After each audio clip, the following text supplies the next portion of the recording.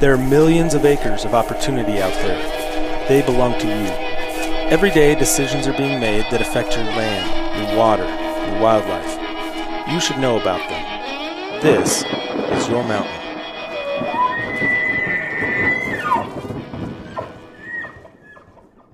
Welcome, everybody, to the Your Mountain podcast. I'm your host, David Wilms. With me, as always, are my co-hosts, Mike McGrady. Glad to be here. Never been better. That's what I like to hear. I've often seen you look much worse. Nephi Cole. And trust me, I'm as surprised that I'm here as you are. That's what she said. That is what she said. But she said it a little different, didn't she? That's what she said. That's what she said. Walked right into it. And today, we're in Idaho. We are in Ketchum, Idaho. And we are talking with Zach Bowhay today. Zach, thanks for being here. Hey, yeah. What up? I can't make fun of you when you just say what up. What up, homies? What was the old Budweiser commercial? Wasn't it? What's up? Yeah, I should have done it. You should have done that. It. Yeah, that was. We could edit it. For and do it all anybody over that again. doesn't know what that is, I understand. I don't. Didn't have TV. Yeah. Not a lot of TV. I guess not. TV Didn't like child. sports. Yeah. He was busy in the band. Yeah. I was in a band. You were. He was a rocker through and through. So I understand you guys went to high school together. We did. It's true. He's much older, but yes. He is much older. You graduated with my brother, didn't you? When did you graduate? Almost 2 years younger than me. He was So I think he's a year older than me. It's been 20 years. I can't remember. It's been a long time. 20 years. I have my 20-year high school reunion this summer. I had mine last summer. I should say all of my other classmates have their 20-year high school reunion this summer. It's easy when you still live in the town you grew up in. I showed up. And your town is Arco, Idaho. Yep. The big town of Arco. Big town of Arco. Hey, I actually live in Lost River now. Oh, all right. He's he's really one of my people. So, okay. So tell me, like Mike and I have been working with Nephi for a few years now. But I mean, if we really want to know something about Nephi, and we need to go back into the annals of the 1990s here, what lies has he been feeding us? For me as well. I'm going to have to get more info from older kids. I can't even give them nothing. Run silent, run deep. That was my motto. No one knows. People have that. forgotten I was even there. I remember him. Yeah. Just nothing about him. My hair's I remember him rocking. Yeah. Well, played bass, right? Yeah. Let's be honest. We weren't that great of a band. Let's just They weren't bad. get it out there. Yeah. We weren't good, but Thank you. But no, they were But how good. many other bands were there in Arco to compete against? 0. So they were the best band in town. Best band in town. Yeah. That's right. That's a pretty big honor. Best band in town. Yeah. That'll be on your headstone someday. Yep. Thank you. Yeah. Thank you. No, but it'll also say no longer here. There, thank you. No. Not still here. Yeah. So Zach, you do some outdoor riding, right? Yeah, I kind of fell into that. That's one of those things. Graduating a few years ago, I was fishing with my dad, steelhead fishing. We're just sitting there having a nice father-son moment, and he looks at me and says, son, thought you could have been a lot of things in your life, but a rider wasn't one of them. This was, and then you said, I'm going to show you? Or No, this was after it already happened. Yeah, he couldn't believe it. Yeah. So he was surprised I even got a diploma. So no, yeah, 10, 11 years ago now, I had a guy ask me on Bowsite. You know what Bowsite is? Yeah. I mean, I was on there, and a guy asked me for some pictures for an article I'd written, for an article he'd written. I said, well, I kind of want to write an article about it. I went to Alaska and killed a caribou on a self-guided hunt, and he says, well, I got a email for an editor. You should send him a thing. And so I'd actually already written it, and I sent it over, and thinking I was never going to get a response. And 30 minutes later, the guy emailed me back and said he wanted to buy my article, and I thought that was pretty cool. So I tried it again, and from there it just kind of snowballed, and it was a way to give me connections in the outdoor industry and pay for my hunts, and it's snowballed in a way more than I ever thought it would be at this point. So what all has it snowballed into for you? Just, I mean, I freelance for a lot of the biggest bow hunting publications, especially. and just lots of connections. Like I mean, just talk about Ryan Callahan. This guys that just super cool guys in the industry that I would have never knew otherwise, and I just have connections all over. I get to hunt all over the place. I mean, I pay for it. I mean, but it's just through pursuing writing and making connections, I've just got a lot more opportunity to write, and it's provided more money. Or I'm kind of paying for my hunting instead of out of the general family fund. It's coming out of somewhere else, and so Mom is happy, and I'm happy, and so yeah, it's been pretty cool. So what are some of the challenges of getting into the outdoor writing genre?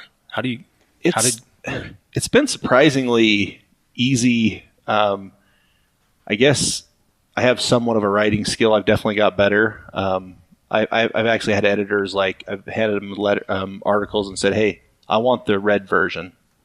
When I first started, I want to see it, and so they'd send it back, and I was, whoa. I mean, that was bad, but it's been pretty easy because there's just so few people that are actually soapbox time. There's so many people in this industry that aren't really in the hunting industry that aren't really doing it, but they're saying they're doing it. And I haven't killed a world record bull or buck, or not that I even care to, honestly, but I do have 25 years of doing it behind me that I've been out there busting my butt. And so when you have somewhat of a skill writing, you're passionate about what you write about, and you're willing to put yourself out there. It's been surprisingly easy, and editors and other people are surprisingly open to helping you. It's been really cool. So. What's interesting? You mentioned wanting to see the red version, and honestly, that says a lot about you as an individual. I think we meet so many people in our careers, and in our pastimes who they just their way is the right way. Yeah. They know it all, and there's something to be said for being able to accept criticism and learn from it. Yeah. Well, if I want to get better, I mean, it's something I would like to do full time for a living, and I'm getting a lot closer. My wife hates that, but I'm getting a lot closer. But it's just, if I'm going to get better, I have to be willing to accept their criticism. So I've asked them, and I've had editors tell me exactly what you said so many writers just say, "Oh no, I don't want to see that." And I've had the editor of Bowhunter magazine. I asked him straight up, said, "I want to know," and he said, "If you're willing to, I'll take the time if you want to learn the things you're doing wrong." So these guys, I'm sure it's easier. It's hard to have a guy that can hunt and a guy that can write. It's easy to have a guy that can hunt. It's easy to have a guy that can write, but a guy that can do both is hard. And so it's easier to teach, in my opinion, it's easier to teach a hunter to write than a writer to hunt. And so that's kind of their mentality. I'll help you along, and you can be a benefit to us, and we can benefit you. So Mike and I both, for the most part, have made our living writing. Different kind of writing. Yeah. A lot of legal writing. And I don't know what Mike's experience has been. He might want to share something as well, but I'd share when you're talking about taking constructive criticism. I had a mentor that took me under his wing for years. It took about 7 years to get me able to write something competently. But he aside, my most memorable writing experience was the very first memo I wrote when I was an assistant attorney general for the state of Wyoming. And I wrote a memo. I don't even remember what it was on. I don't remember what it was about. I don't remember the subject matter at all. I just remember I sent it over to the attorney general for review, and I got it back. And I'm 25 years old. I'm just right out of law school, just trying to learn. On the top, all it says, "See me." There's nothing anywhere else on this multi-page memo. And I'm like, oh my gosh, what's going on? See me. And I come over, and he's like, this is a start. But I think you should take another stab at this one. Yeah. And he and others invested the time, and I was open to the criticism. And I'm not saying I'm a great writer now, but I've gotten a lot better, and so I can appreciate what you've done. It's to hard. Seek it. The first rejection was hard. It's humbling. I sold probably 6 or 8 before I got my first rejection, and I was rolling. I was like, this is this is nothing. I wrote this article in like 2 magazines. Like, no, I don't want it. And I got it sold. I worked on it long enough. I was like, no, I will not be defeated. But it was, it's a humbling experience. And everybody needs it. You can learn from it. So. I think that's really cool. And I think, one of the questions that I had for you is, I think you're a recognizable name in this industry. So not only have you been in Western Hunter as you're the editor. Not the editor, an editor at Western Hunter. I've seen you on Sportsman's Channel. Yep. On variety of occasions, and so you're known. And I think a lot of people would think, if you're 18, 19 years old and you're in college, you're like, oh, I'm going to make my living. I'm going to be an outdoor writer. Well, what kind of sacrifice does that take? Yeah. And what do you have to do to chase that dream? Is it all that you do, or do you? No, I'm an equipment operator, truck driver, equipment operator, my regular job. And I started this new thing. My shameless plug, my Hunt DIY deal I started, and I've worked with a couple guys, and that's like, a couple guys don't get they've done some video stuff for us, and they don't get it done. They want to go fishing that weekend. It's like, yeah, I have a family, and I want to go fishing this weekend too. But if I want to go fishing this weekend, I got to stay up till Wednesday until midnight and get my article done, because I have that obligation to fulfill too. It's writing, obviously, print's getting harder and harder. A lot of it's going online, and which is where I'm transitioning more into now. But it's a lot of work, and editors are famous for wanting it when they want it and not getting back to you when you need them. And that's the way of the industry, and it's a lot of work. I spent a lot of time. I've wrote a lot of articles. I've done a lot of research articles. I wrote for Eastman's for a while before Western Hunter. I did some of their research sections in there, and they're not fun, and they're not a lot of money for the amount of. You put 40 hours of work into something, you make $1,000. It's the ROI isn't great. No, but it's great in other ways. I was at the mindset that I wanted the work, I want to perfect what I'm doing, and I want to get to where I get the work I want, and so that means I have to do the crap work now to get where I want to get. So it's a lot of work. It's like I said, it's come easy because I pursued it. It hasn't been hard to find the opportunities, but I'm a people person too, and so making the connections has been easy. But the work's hard. Making sure that your stuff's good enough is hard. But Mike, have you experienced any challenges with writing, or did you get your first thing back and said, "Gold star, job well done"? No, I've never had one of those. My first experience, there was not a see me. They just came right to me and started talking. So I had them show up on my doorstep and basically saying, "Let's start over." Yeah. So ours were similar. Yeah. Yeah. I was just gifted. Just gifted. Really? No. I wish I would have paid attention in high school. How's that? I told Miss Pyron. Yeah. Our English teacher. She's right. I'm on the school board now. I was just telling you, and she's on the school board with me.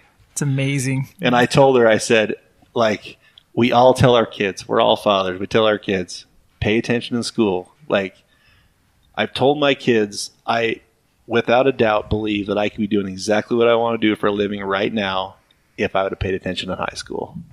My major professor in my master's degree, Janice Bettinger, thank you, Dr. Bettinger. If you, for anyone who thinks you're going to get an advanced degree, if you can't handle getting paper back that you send in black and having it come back bleeding red, you need to pick something else to do, because you've got to be able to take criticism. You've got to be able to improve, because there are people out there, and this is life. There are a lot of people out there who know more than you. And if you can't swallow pride and learn from people, you're going to have a long career no matter what you're doing. That is weird. I think that's good advice, but that's not what you usually tell me. It's usually there's nobody out here that knows as much as I do. Nobody knows as much as me. That was a long time ago. That was probably on the drive here. That's one of the hardest things you come across in this industry, like in the hunting industry, is well, so-and-so's, like they're almost butthurt because they're not, this company's not sending them gear.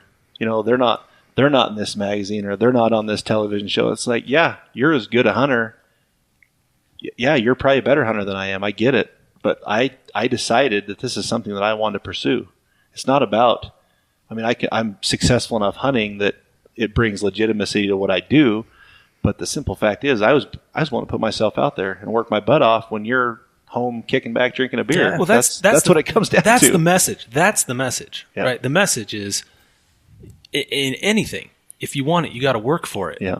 It doesn't just come to you. Yeah. Right? And I think that's the great message. You went out there, you made a decision.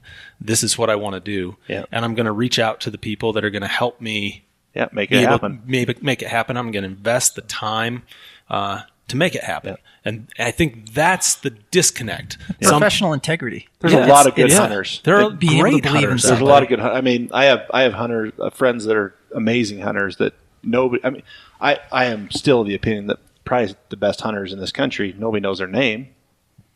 It's just they don't care. And that's fine if that's what they want to do.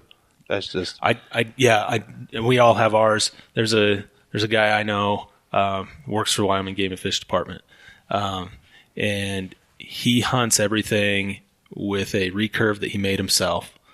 And what was it? Must have been about 4 or 5 years ago.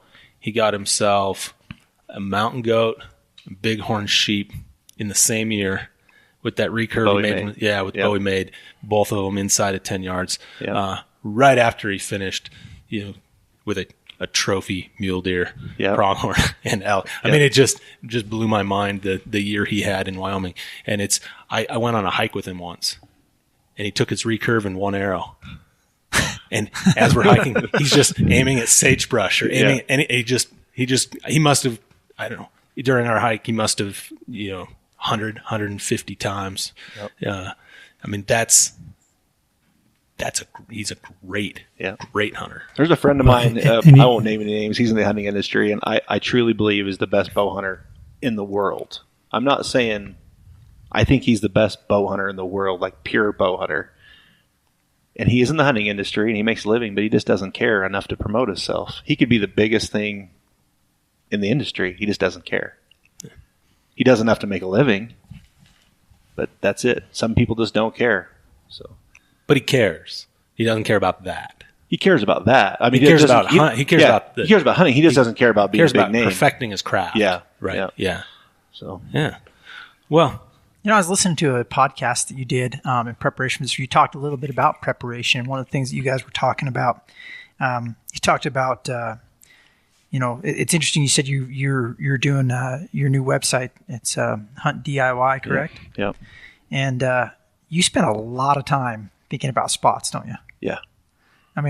How much time do you think? How much time and effort do you spend? If you were to compare, how much time do you spend mentally preparing for a hunt versus physically preparing for a hunt? Well, I never stop mentally preparing, ever. Like my wife will tell you, like she'll be talking about what the kids are doing, and I'm thinking, oh, but what about that spot? Like I can, it never stops. My mind never shuts off there. I don't obviously mentally or physically prepare as much as I should, but yeah, mentally I never stop. I never stop researching. Never stop talking to people. It's what I love to do. I was born to hunt. That's what I was born to do. And you live in a great place to do it. I do. So I understand, without getting into a lot of details, but we're here in Idaho and we have, I think, some shared experiences in parts of Idaho. Yeah. And I understand you've spent a lot of time in the Sawtooth Range. Yeah, the central mountains of Idaho, basically all over. Yeah. Yeah. So. Sawtooth Range has just a really soft spot in my heart. I love the Sawtooth. There's not a prettier place in the world, in my opinion. In Idaho. I don't know, man. I've hunted all over the West. Stanley, Idaho is about as pretty as this place as the world gets. Stanley is an absolutely spectacular place. Yeah. And you probably know this spot, and I'm not gonna tell you the exact spot. You probably already know it. But so last summer you can give me coordinates later. I'll give you coordinates later. Yeah. Yeah. We'll exchange digits. Yeah.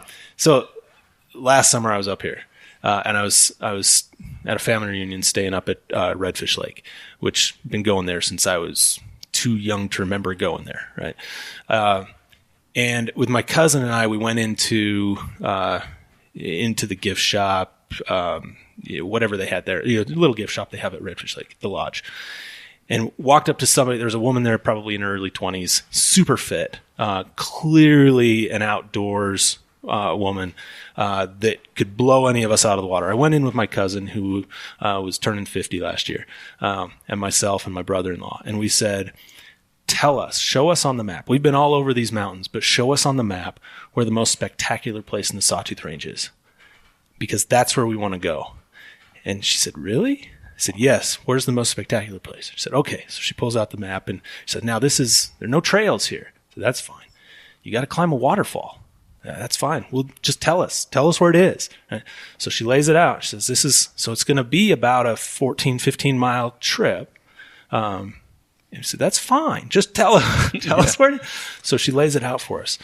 And we went and we did this. And I mean, it was absolutely incredible. I had to glissade off of a glacier back up in there. What does that even mean? What does that even mean? Yeah. But, we got ourselves in a tight spot, and that was the only way out. I mean, it was just right in the heart of the South, just a spectacular place. And we made a point when we finished this up of going back in there the next day to prove to her that we took her pictures and proved to her that we could actually do, these old guys could actually do this, could pull it off. But it was one of the most spectacular places I've ever seen outside of the Wind River range of Wyoming. Hey, I love Wyoming. If my wife will tell you, I'd say if I could move anywhere, I'd move to Wyoming. That's the right answer. Hey, my wife will tell you if I could move anywhere, it'd be if I had to, not if I could, if I had to move anywhere else, it would be to Idaho. But the rationalization is I can move to Wyoming and get the general tags every year and still buy the general tags in Idaho every year. I can't do the reverse. Can't do the reverse. That's true, but you don't have to wait that long to get a general tag in Wyoming for elk. I've got a buddy who 2 years in a row now. Last year he drew with no points, just went into the draw, boom, got it. Last year, guess what? This year does the exact same thing. Now, it doesn't hurt that the guys, I'm not saying that there's anything to this, but, some people would question the guy's, he's a combat veteran, New York Times best-selling author, and just by random chance, he always draws his tag. Well, and this is in Wyoming or everywhere? This is Wyoming. So, I can speak to that a little bit. So, in an earlier phase of my career, I used to represent our our Game and Fish Department. I was our attorney representing Game and Fish Department. And I drew every year. I drew a moose tag in the most coveted area of Wyoming. Big coincidence. On the random, I had something like 6 points. I hit it on the random. My odds of drawing that tag were 0.2%. I drew that tag, and then I left, and I went into the private sector and left, and I could not draw a tag to save my life. Now, I'm not saying there's a correlation there. Because there's not. Because there's not. And I want to. I know. I want to be absolutely clear. There's no correlation there, but it was kind of weird. No, I had people. It was great for conspiracy theories. It was great for conspiracy theories. I drew all my tags in Idaho last year. I put in for elk, deer, antelope, extra deer, extra elk. I drew every tag. And everybody, I don't know if we're friends on Facebook, but everybody was just convinced, they give these to magazine writers. That's what they do. And I'm like, do you really think there's some chick in the state assessor's office is like, exactly. That's the guy. Well, let's put this to bed. Yeah. How many tags did you apply for this year? In Idaho or all over? All over. Oh. How long do we have here? Yeah. Every species in Utah. Okay. Every species in Utah. Elk and deer in Montana, which has historically for the last 8 years been 100% draw. I didn't draw. I don't know. Wyoming, my tag that when I first started applying for it took 6 points to draw, and here I am in the regular draw. Here I am at 10 points in the special draw at a 41% chance. Didn't draw. I'd ask you what area that is, but it's being inappropriate. So you don't need to tell me. I did draw a Utah elk tag that I shouldn't have drawn. Okay, the so that's universe is one just for what? A lot. Right. And so I'm just trying to put the conspiracy theory Yeah, to it's bed not here. true. Outdoor riders don't just What tags. gets me more about that is the guys that say it is like, so there is a few people that know my name from doing this. I'm not cocky enough to think that there's somebody in the state assessor's office that's like, yeah, I'm going to give him a tag. What's worse is the guy that nobody knows who they are that they think is in the, like, yep, I'm not giving John that tag. So you know what's funny?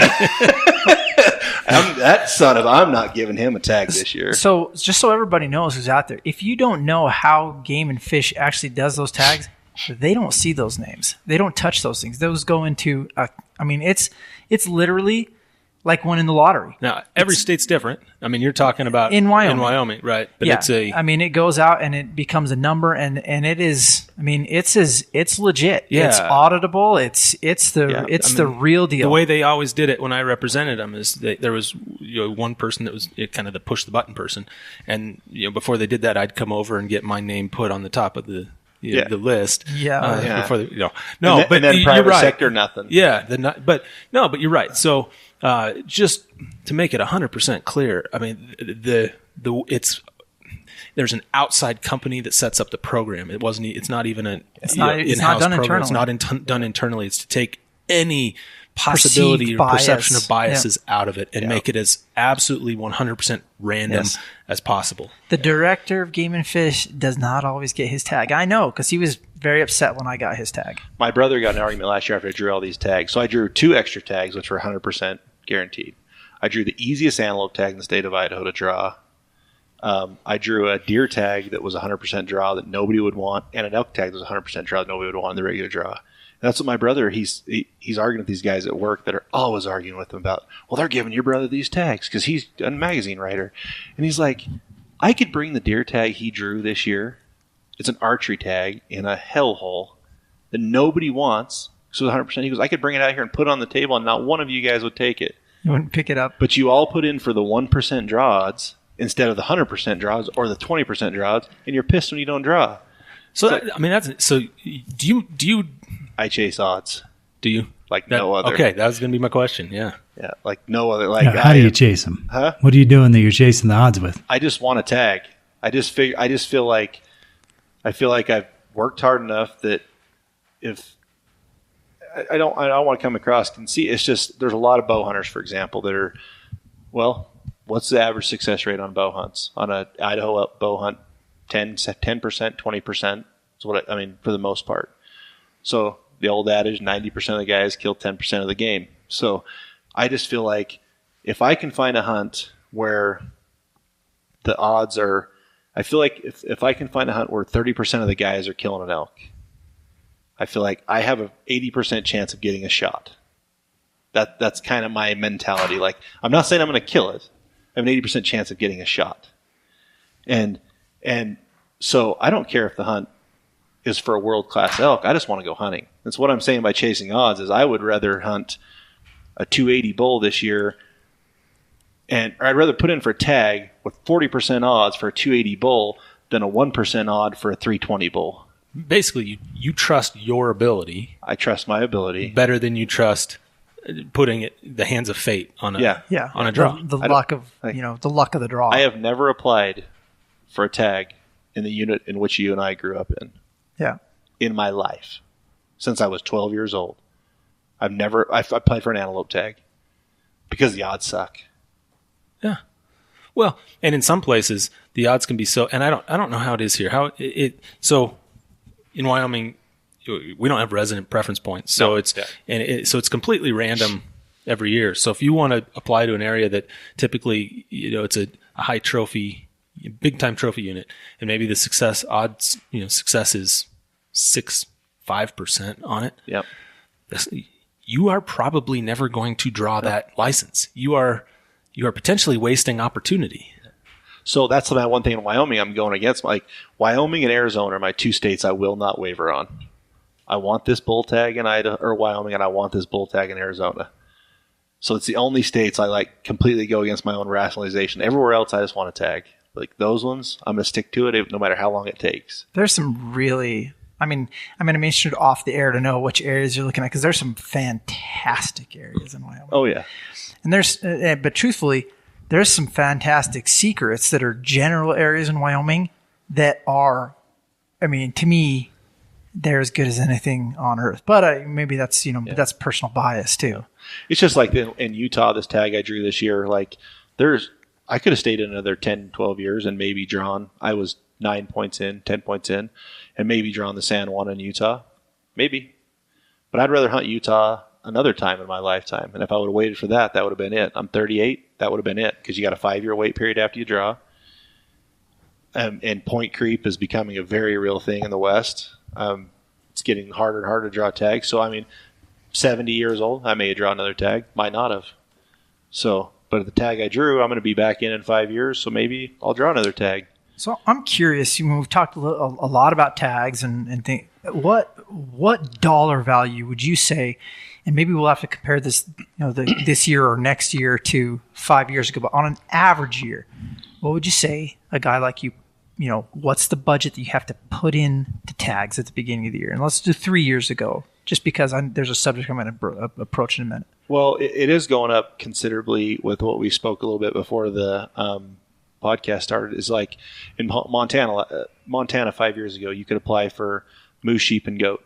It was $755 to apply, but you got it all back minus, the $20 application fee. So after moose, sheep, and goat, I was in $60 a year. Mm-hmm.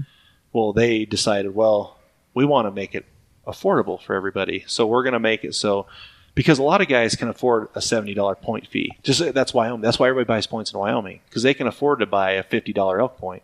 They can't afford to loan the state of Wyoming $700 every spring. Mm-hmm. And so Montana figured that out. States like Montana, okay, then we'll just make it $70 per species. You don't even have to send your money in. So now it's $210 out of pocket every year. So ultimately, it's cheaper for you to... So the dream is cheaper now. Well, but it's not cheaper ultimately. It's like, it's if you want to be like me and you want to, and I have people, I drew my dad put me in for my elk tag in Utah this year, because I don't have a credit card anymore. I got rid of my credit cards. And so you have to have a credit card big enough to cover the fee if you draw. And so I just pay his interest, if I happen to draw. But a lot of guys can afford to send $70 if they want to kill a sheep in Montana. I'll send the $70 every year, but I can't afford to send and it's $1,200 now. The tags are now. And so ultimately, it's cheaper. It's way more money out of your pocket in the end. All these are, but it's cheaper. Like, it's a lot easier to tell your wife I sent $70 to Montana than I just loaned Montana $1,200 for 2 months. I'll probably get it back, but I might not. Yeah, and that's happening all over the place. They're all figuring it out. It's just like we talked about in Wyoming. I think that's what Wyoming's going to do. I think they're going to make it easier for more people to get in, recruit more hunters. I get it, but at the detriment of the people who have been spending years sending their money in. And I see it both ways. Like, I get fired up about it, but I see it both ways. But it's just hard when we're changing the rules in the middle of the game at any moment. So the fear is that if you don't have to put the money in up front, right, that you're just putting in an application fee, basically, that you may, and you saw this happen in Colorado, right, where applications jumped 300-400% for a particular species. So you no longer had lone Colorado. So basically, for everybody who doesn't follow hunting that well, so now rather than taking a huge chunk of cash and saying and paying up front for the tag, and then maybe not getting it and then you get refunded the majority of that money. Now you can go in with a much smaller amount of money and basically get your name on the list, get a chance for much less money, but then you have to pay if you get it. Well, but the thing is, and I think what you're saying, Zach, is it dilutes the pool. It does. So because you got a lot more people. Because then guys are like, well, I can put my daughter in. Right. I can put my wife in. Like, it's only $3 a species. I can put them in. Right. I couldn't before. And where you might have had, say, 500 tags, 500 license, or not even 500 licenses. Let's say 5 licenses. Yeah. That's probably more realistic with what we're talking about. So you had 5 licenses. You had 500 people apply before for those 5 licenses that were drawn on the random as opposed to accumulating through preference points, the other ones. 5. Now, instead of 500 people competing for those 5, it might be 1,500 or 2,000 people competing for those same 5 tags. So the argument is you increase the opportunity for people to play the game, but maybe decrease the odds for them to actually compete in the game. Yeah, if you're using an analogy, basically before we're playing poker, and you had to have a whole bunch of chips that you're willing to put in the middle of the table in order to play the game. Now we're playing scratch lotto, where you can come in for a much cheaper price and give and it's given people false hope. And I will argue this to my death, and people will argue it with me, but these point systems have given people these false hopes. But when there was 2,000 people in the Moose Draw in Colorado, and each one of those guys was sending $2,100 a year for, the Moose Draw just came out, and I mean it's been 3 months, 2 months. These guys had to loan them $2,100, and you have to send. You can't do it on a credit card. I don't believe you can do it. Maybe you can do it on a credit card, but you have to pay a bigger fee. If you put it on a credit card, you still have to pay that credit card bill. It's and this year there's 14,000 people in that pool. Yeah. And so you've got guys that have put you have to get 3 weighted points in Colorado before you can even apply. So you have to have 3 points before you're even in the draw. So guys sent $2,100 a year for 3 years to even get their chance to be in the pool. And now they're still sending their money, and basically they got 3 years to draw before those other guys are weighted, and that's all over the top of them. So playing a little devil's advocate about now but the value of that now is you've got, another 1,200 dudes or whatever sitting behind their computer screen who are dreaming about that opportunity, who are probably going onto a website to look at to look at the aspirational gear, guys who might be buying a new bow and getting out and practicing that maybe wouldn't have been doing it before. So I guess what's the value of that, of being, yes, they may not be having a greater, the odds of them getting that tag probably didn't go up much if they did it all. The odds went down.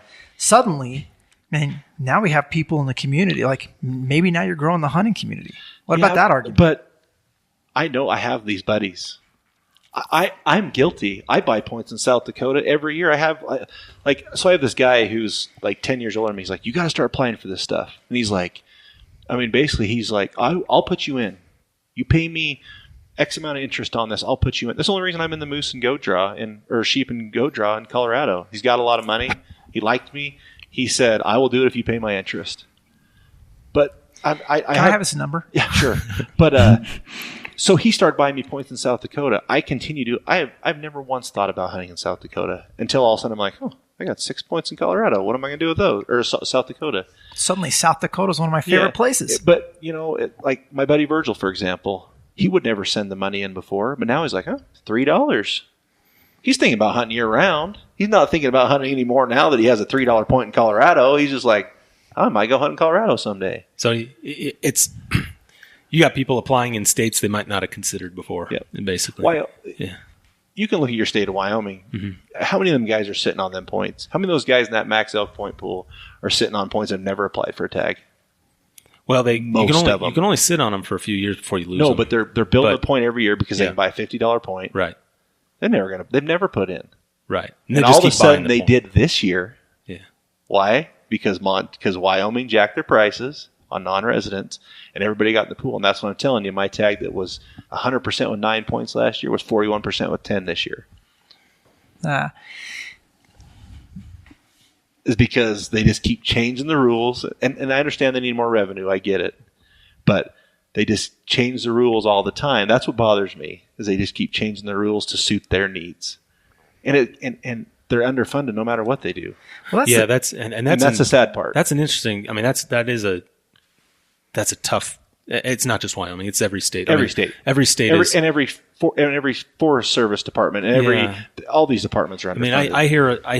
I'm glad to hear you say that, because I hear a lot of people say, "I see a biologist on every corner." or in every creek bottom. I see a new truck I see a new truck every 6 months. I feel like I see a new truck out there. Money's being pilfered, wasted by these departments. When in reality, if you really look at how these agencies are funded and how they're working, a lot of them are operating on it looks like big dollars. You look at the numbers and they look like big dollars, but they're operating on shoestring budgets a lot of the time. Well, you know how big of a valley we live in. There's one game warden. It's a giant area. They don't have all sorts of money, or they would have more than one game warden. This game warden can obviously not cover all this in a million years. It's not possible. But it's just frustrating that I feel like Idaho has the most fair system there is for drawing tags in the West. I feel like that they've sold us a scam in the West. Overall, every state, we give you point system, you'll draw a tag someday. Yeah, maybe you will. Let me ask you another question on funding. And this is a policy. This is kind of a policy question. Right? Right now. So we're talking about points and talking about different state systems, but there's something out there, one of the things we've got is this North American model of wildlife conservation where the idea was access to all. We're supposed to have access to all. We're supposed to be something that's different than the English system, than the Spanish system, than the European system, really. Access to all. And you're starting to see, we had that for a long time. You're starting to see some creep. I'm curious your thoughts on this, where states are starting to give out more complimentary licenses. And I don't want to say complimentary, because more like they're giving out licenses that go to auction, that then are sold to the highest bidder, which is maybe a double-edged sword, because you're generating a lot of money for conservation, huge amount of money for conservation, but you are potentially taking away opportunity from others. Well, Utah's a prime example. You take the Western Hunting Convention, which, full disclosure, I have won a tag at the Western Hunting Convention. First year I went, I drew an elk tag.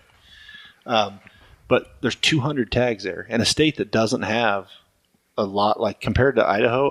Utah has a lot of opportunity in general tags for residents, but we give thousands and thousands of tags to people in Idaho every year. Utah doesn't have that. They built this model where they have all these highly coveted tags that nobody can draw, and they're just giving 200 of them away at this expo. Yeah, it generates a lot of money.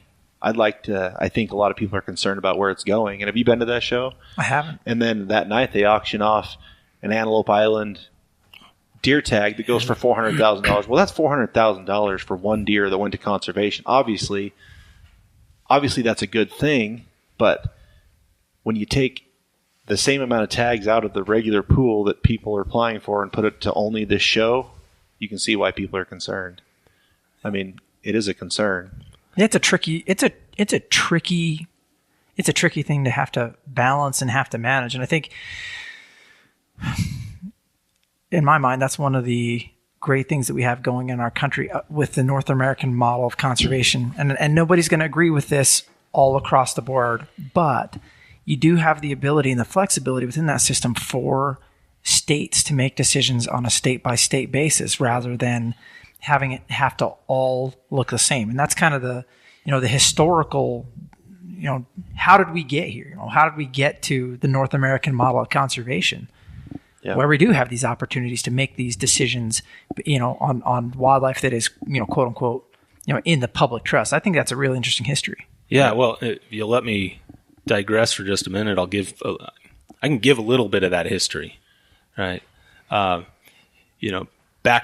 And a lot of people know this part of it, right? A lot of people know that when European settlers came to the United States, they viewed wildlife as a limitless resource, and harvest was no concern.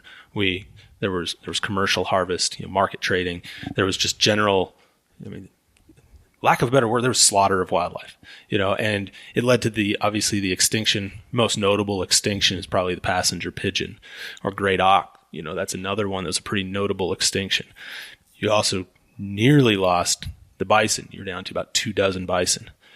At the turn of the century, if we had an Endangered Species Act at the turn of the century, turkeys, mule deer, white-tailed deer, elk, black bear. All of these would have been listed species, right? In about 1842, the Supreme Court weighed in for the first time on wildlife, and it actually involved oysters. And the rights of somebody to claim title to the oysters in a mudflat. And so you had a landowner who was saying, "I own all the oysters on my mudflat." You got it. And the Supreme Court said, no, that's not how it's going to work in this country. That's not how it works in this country. And it started a ripple effect. So it just said the individual doesn't own wildlife, but it didn't take it to that next step of, okay, who does? We had a series of cases, and it culminated with this case in 1895. Gear versus Connecticut. Maybe you've heard of it, maybe you haven't, but Gear versus Connecticut in 1895.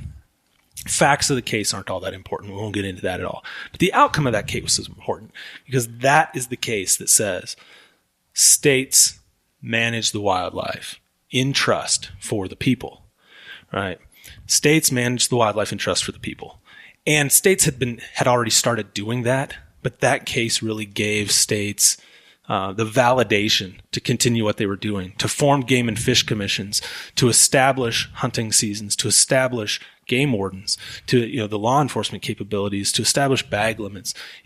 Everything that we think about in the North American model really, it obviously started much, much earlier in response to a lot of these market hunting forces and responding to that. There are a whole host.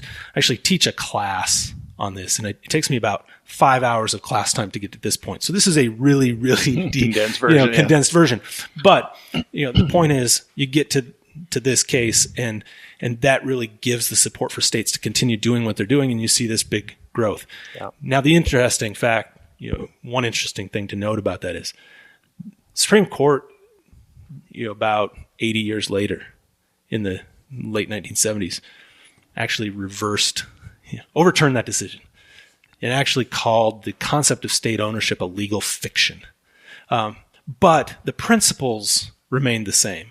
And the court was really saying, in the 1970s, they were saying, to the extent that the federal government hasn't weighed in, hasn't taken over, or used their authority under the preemption clause of the Constitution, the states still have the authority to manage wildlife.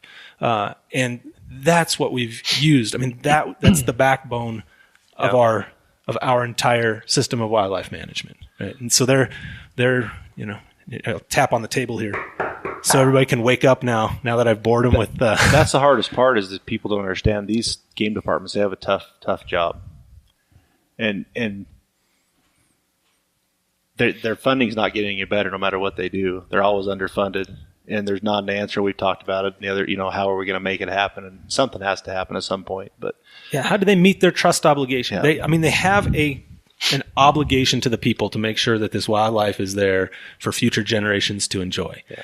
That's pretty clearly spelled out. That's their obligation. How do they do that? To me, the danger is that to me the looming scare, the danger that is that, again, this is something that we can't just make the assumption that this cannot be taken away. Yeah. That this is something that we have this entitlement where it's always going to be this way no matter what we do.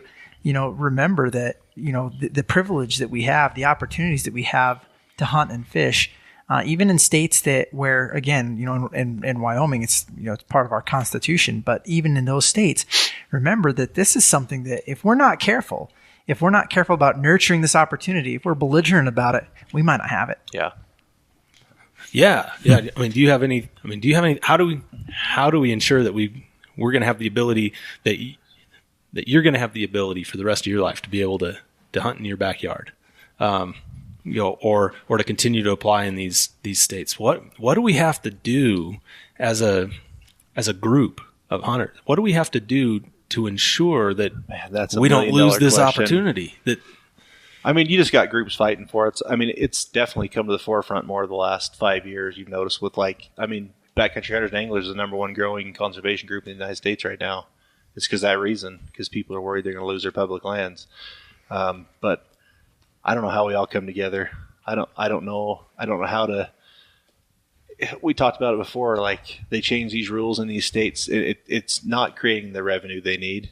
We have to find revenue somewhere else, and I I'm not smart enough to tell you where to get it. I have no idea where to get it.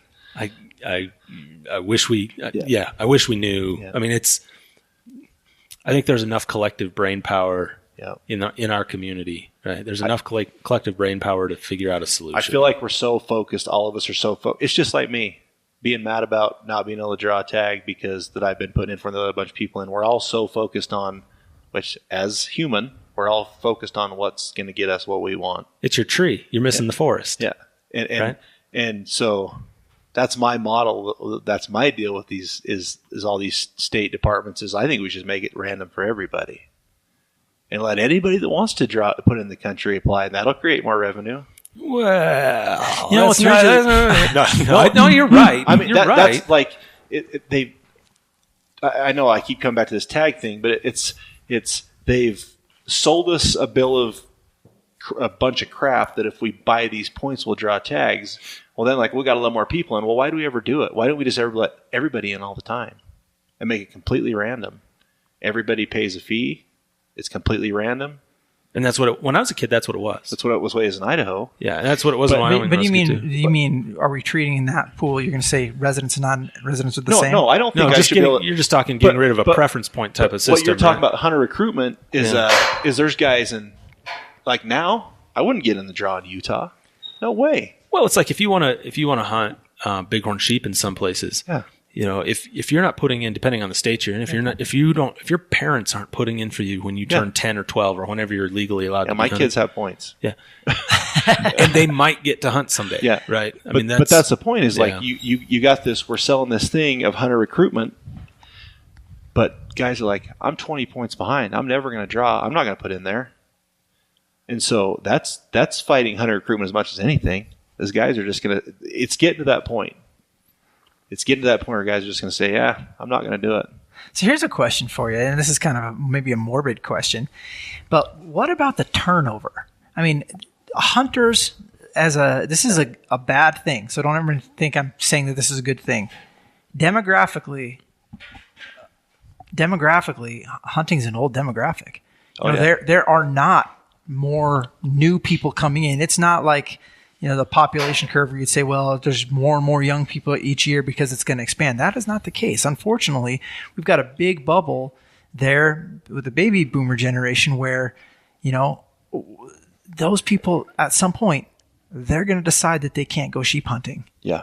What's going to happen when all those guys that have all those points, suddenly, will you see this thing where maybe those, there'll be a crop of guys that haven't been in that pool quite as long, but suddenly there will be a flux of guys who will suddenly move much closer to the front of that line because you're going to see guys drop off the back. Well, my dad said, just turned 68 last week, and that's what he says. I don't know how many more years I'm going to buy points in Utah. He says, I might be 80, He says, why am I spending this money every year? And all of a sudden, Dave's going to look really smart for putting in for points there. Yep. In Utah? First time. Wherever. For the first time? For the first time, Dave's going to look intelligent. Yeah. For the first time. Yeah, I don't know. It's a tough one. I wish I had an answer, and I just hope Idaho never does it. That's what I hope. So with the changes that we've seen over the last few years in these states, have you altered the way you calculate the points and where to go? Has it changed the way you do things? Yeah, I'm getting rid of them. I probably shouldn't tell anybody this, but I'm going to probably draw a bighorn U tag in Montana next year.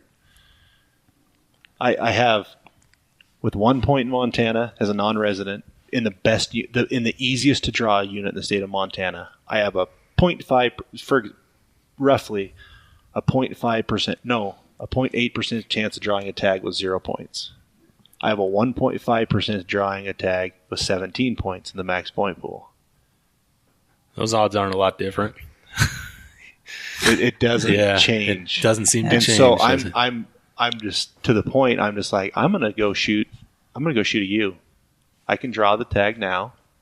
I'm gonna go shoot. I'm gonna be done. I'm not gonna send him money for moose anymore. I'm not gonna send him money for goat anymore. I feel like I could put the money I'm spending into these. To answer your question, I feel like I could put the money I'm spending on all these tags I'm never gonna draw, and I could probably go hunt Dall sheep in 10 years. for $20,000. Do you think other people are thinking the same thing? Yeah. I have a good friend who works for Huntin' Fool.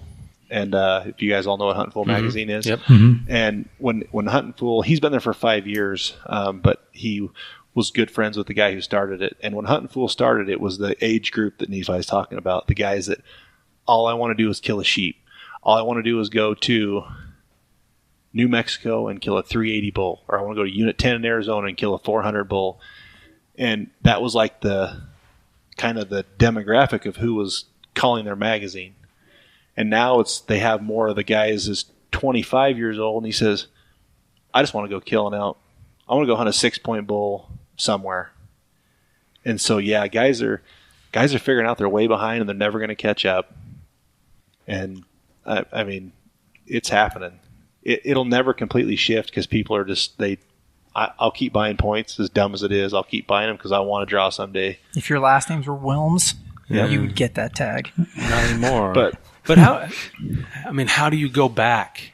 I mean, you're talking about make it random. How do you go back when people have 20 years and hundreds of dollars invested? You can't go back. I buy a $150 hunting license every year for the last 12 years in Arizona. Yeah. $150 hunting license, $15 application fee for every species.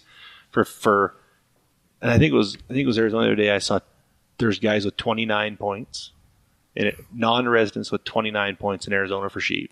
I think it was Arizona. And I hate to. I mean, I don't want to say I hate to say this. There's are we there already, or are we getting there where guys are just saying, you know what, I do this because I love sheep. So, for example, for me, if you were to tell me, Nephi, your chance is going to go down that you're going to get an elk, and not everybody feels this way, but you're still going to buy your elk tag. Do you want to buy your elk tag because you love elk? I'm saying, yeah, I would. Yeah, I do. I'm going to buy an elk tag because I love elk. And maybe I'm not going to get to hunt them this year, but you know what? I love elk. So I'm buying a tag. Yeah. I have another thought on that. And I know I've talked to you about this before. I kind of think, so I look at hunting like, do you watch football? Are you an NFL guy at all? Not a lot. Not at all? I watch a little, but not much. Basketball, anything? Yeah. I kind of look at hunting a lot like I look at the NFL. Right? So this is my kind of hunting NFL analogy. The season's pretty short. Right? So our hunting season can be pretty short. But we've kind of figured out a system. We've figured out these state agencies figured out a system to make hunting relevant year round. They have. Right? They have. Right. So the NFL has their draft combine. They have the draft. They have mini camps. They have training camp. They have the preseason. Yeah. And then they have before the draft. They have before the combine. It's the pre-draft analysis. So they managed to turn this into a 12-month thing, and we've done the same thing with hunting. Now we bring you shed season 2019. Right now, shed season's open. When we have actually had some in Wyoming this year, some significant law enforcement issues with shed season opening because we now have some statutory requirements that west of the Continental Divide, the season to protect critical winter range, the season, there's an actual season, a start date to the season, and we had arrests, citations, confiscations. I did the opener at Jackson last year. That was insane. That's the one. So insane. Right. May 1st, right? Yeah. Midnight. May 1st. It was insane. And they, and there'll be 70, 80 people there. And, 1201 rolls up and all of a sudden there's a headlamp 2 miles away up on a ridge top. You're like, well, they're fast. Yeah. And then they got this fence that's not marked and they're placing horns out there with, radio stuff in them, so people are picking them up. It's crazy. Oh yeah, it's unbelievable. I can't remember how many people got cited. Our guys are inventive. I got out of that truck and there was like 8,000 flashlights, I swear, and I'm just like, I've never been here in my life. I've never seen the daylight. Just took off. My wife is like, this is the dumbest thing. She with me at 4 a.m. We're finally just sitting underneath the tree sleeping, and she's like, what are we doing here? You're turned it into a 12-month event. Yeah. It's the NFL. You're hanging out with your spouse. Yeah, that should be enough. Yeah, she's the only one that found a horn. I didn't find nothing. That's because everybody else was out there 2-3 days before under the cover of darkness. Yeah, with their they're piling them is what they're doing. I know. Yeah, they cache them, and they only get so much law enforcement. They can only find so many of them, so people are getting away. And there's high dollar values tied to some of those. But what we're talking about is guys can't draw tags in other places. That's why states like Idaho, Colorado, Wyoming was generally pretty easy to draw a tag in, which is getting a lot harder. Guys want to go hunting, and so I can go to Idaho every year and buy a tag. I can go to Montana. So in 2011, in 2010, the first time I ever went to Montana, there was 11,500 tags drawn to non-residents, 4,500 tags drawn to non-residents who contract with an outfitter. They weren't selling all those outfitter tags. And so they said, we're just going to put them all in one pool. And so everybody can draw these. And so from 2011 to 2017, it was 100% draw every year. You could buy a tag after the draw to go elk hunting and deer hunting every year in Montana. A 6-week bow season, 5-week rifle season through the rut of both species every year. Well, this year, they haven't been close. This year, there was multiple people who did not draw. So that tells me, even though the decline is going down nationwide for hunters, the people wanting to come west and hunt is rising. I think you're absolutely right. In western states in particular, the non-resident applications, no matter what state you're in, non-resident applications are increasing. There's a lot more demand. There's about 2,000 people in my point pool in Wyoming for elk, which is 10 points, and and that numbers grow steadily to about 15,000 with 1 point. And so that's what people are failing to realize is that once I draw that tag that I want, I go to the line behind 45,000 people. Yeah. Why do you think? Do you have any thoughts on why interest in some of these western states seems to be increasing, and interest in other states seems to be decreasing? Because it's a dream. It's everybody wants to hunt elk. I mean, but a lot more states have elk now too. Yeah, but they're not on public land. In some places, places are. I mean, but it's just like I'm as guilty as like I'd love to go shoot an elk in Kentucky. I don't put in there. I mean, I'd love to do it. It's just I just understand that I understand where I live in the West, and that's probably it. I mean, those guys are applying back there, but guys like you're like, why the heck would I want to go to Kentucky and shoot an elk? I lay the blame. I mean, I lay the blame on you. In reality, I have to take some blame. All of us, I think, need to look at this. If the hunting experiences, and we've talked to some other people about this. If the experience of hunting that we share with people is like we live in a world with social media and regular media where people have begun to expect that, if I'm really hunter, a real hunter, this is what hunting looks like. And this is what kind of gear I buy, and this is where I go.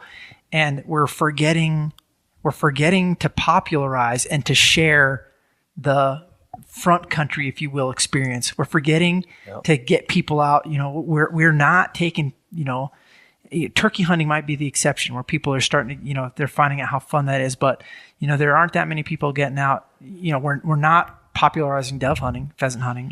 Those actually things like dove hunting are starting to be stigmatized as a negative. We're not getting people in on the front end, and so ultimately that's going to be our undoing. Is not making hunting broad enough. As soon as we make it elite, it's for those guys of us who we want to spend bajillion dollars on gear, and we run every day so that we can be fit for elk hunt. If we are not getting kids involved in the front end in rabbit hunting, we're going to have a real problem. Yeah.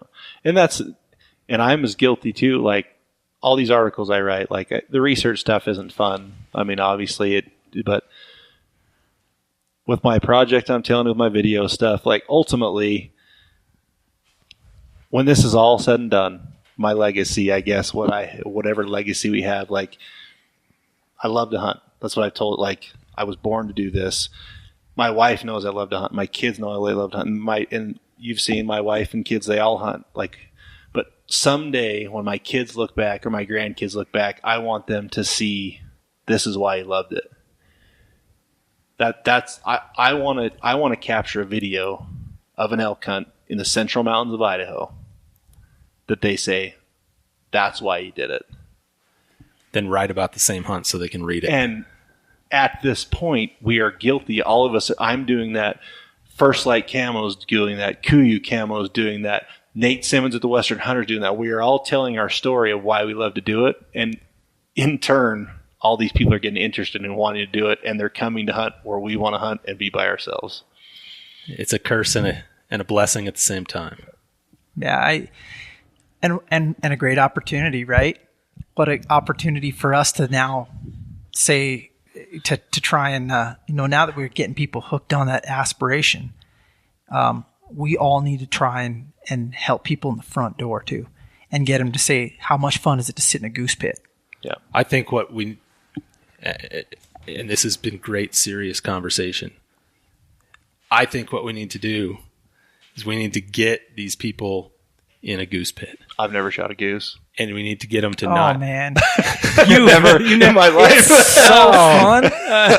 Really? No. Really? I shot like 2 ducks. Oh, man. I think goose hunting, like I'd never really done it until I got to go with Dave. And I thought it was so fun because there's nothing like it. Because it's like these giant, it's a little bit like elk hunting because you're calling a little bit and everything. That's what I'd compare it to. It's a different version of elk hunting. That's what turkey hunting is. Yeah, but when those things start coming in, I mean, they're just so big. Yeah. I mean, and then when you throw the top off that blind and then they start backpedaling, it's pretty cool. They're like, uh-oh, whoops, didn't see that coming. Yeah, no, it's fun. So it sounds like, Zach, you just bypassed all the gateway hunting and went right for the good stuff. Goose hunting isn't gateway hunting.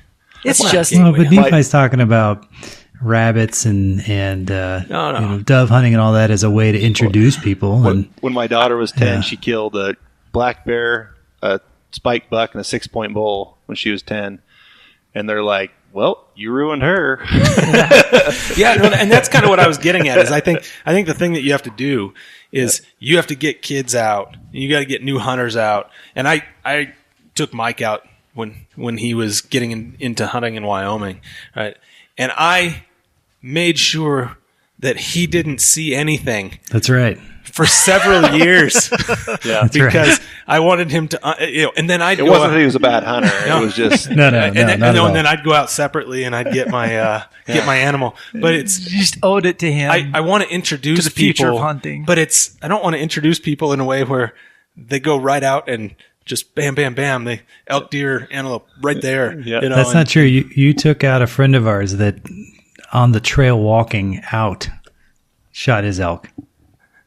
Yeah, but that was an accident. But you hiked first. But we hiked first. 100 yards. We're sitting in we're bear hunting 2 nights ago with my younger daughter, now is 11, and she's like, we have this bear come in right at dark to our bait, and it finally leaves, and she's like, well, I really have only ever hunted 3 days in my life, and I shot a deer and I shot an elk, and then so I guess I'm okay that I didn't get this bear today on my first try.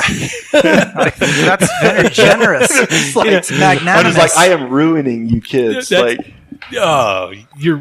like Mike, the guy Mike's talking about, this mutual friend of ours, where went out with him 2 years in a row on elk hunts, and combined in the 2 years, he hunted a total of about an hour. and finished with 2 elk. That's not right. And that's not how it's supposed to happen. That's how it's supposed to happen for all of us. Yeah. That's not. And that's another thing we need to paint. Like I write for a magazine in Australia a lot, and the guy just like his dream was to come out to Idaho or to the west and go hunting. And so finally, I'm like, okay, I'm going hunting deer this week, mule deer. You can come out and camp. I'm not guiding you around the mountains. You can come out and go. And he came out and he just got his butt handed to him for a week hunting deer in the mountains of Idaho. And he just says, I don't get it. I don't understand. You post these pictures. And I'm like, yeah, you can look through my social media for the last 10 years. Yeah, there's quite a few animals on there, but I can't tell you how many days and hours and time was spent into each and every one of those. And that's another thing is that that's another thing we need to paint to these people, is that it's a process. It's it's a learning curve that we all, and that's where the gold is. You need to appreciate the whole process, not just the outcome. I mean, that's the coolest part. I agree. Some of my best memories are not the times I brought something home. I mean, my best memory of elk hunting ever was my dad and I were going up this ridge and trying to cut off this herd of elk. I was like 15 years old, and all of a sudden, all I can figure is the wind shifted and went above us, and they thought we were above them. And the whole herd of elk ran right through the middle of us. I was just flinging arrows one after another, and I missed a calf at 2 feet. I missed a spike at 15 yards, and my dad's friend was sitting next to us. He missed 2 or 3 shots. I missed 3 or 4 shots. It's all over. And my dad is just sitting behind us, rolling, laughing, and there is just dust coming up between us. I remember that as much as any elk I've ever shot.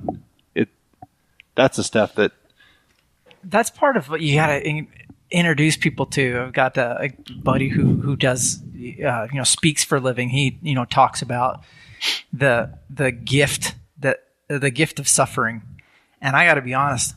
I agree, man. Absolutely. I think if you told me, hey, you know what, half an hour you get an elk, I don't know that I'd want to keep doing it. Yep.